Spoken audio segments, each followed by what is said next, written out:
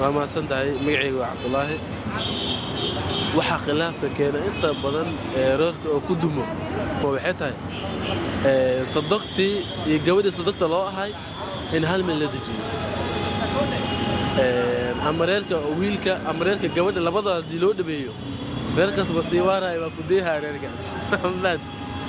marka wax xalka oo ku jira in ku badbaadi karaan reerka gabadha reerka wiilka isku jeclaanayaan iyo gabadhana ila kala dheereeyo marka cid ay degan yihiin waa dhigley hay'ad la dejiyo madiino kale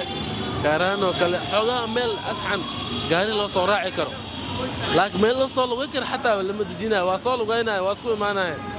saanay dhaxdii kanay dhaxdii iyo islaamaha warkooda ma yaro